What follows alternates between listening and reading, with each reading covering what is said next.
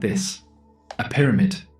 At the base, the public, workers, renters, taxpayers, they supply labour, absorb inflation, repay debts. In the middle, commercial banks, the gatekeepers of credit, they create money, extract interest, decide who gets opportunity. Above them, central banks, they stabilise the system, set rates, backstop banks, and channel liquidity into markets, not households. At the apex, the financial elite, asset owners and institutions, they shape regulation, acquire assets through credit, and profit from both debt and default. This isn't just flow, it's architecture, designed upward, optimised for extraction. Truth override. Power isn't distributed, it's designed. Ronnie, and that is the sort of crux of some of the arguments in this episode. You know, if you follow the money, you often see where the power is.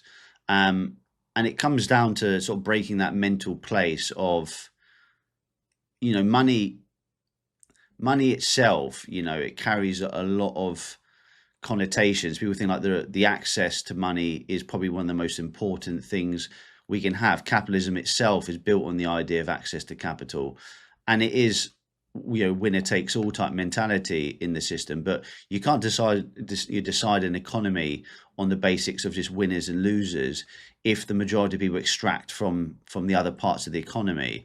That pyramid is just a case of us putting together some layers, which is what the episodes are following in, about what are each role: commercial banks, central banks, and then who has, you know, the decision-making power in those institutions, which is policy, who has the assets in the economy, who owns your street, who owns your town. And these things really do play a pivotal role in discovery, and AI is one of the tools we can use. But I want you guys to get involved, add your reflections, think about what it means to your life when you discuss these things, and we can break the pattern of thinking of money as an abstract tool and try to identify, I guess, what its mechanics are, who gets access, and build a new system which can benefit a more equal society. And not equal because it's fair, it's equal because the economy itself can survive when the large majority of people can be productive. When they can't and inflation gets out of control, we have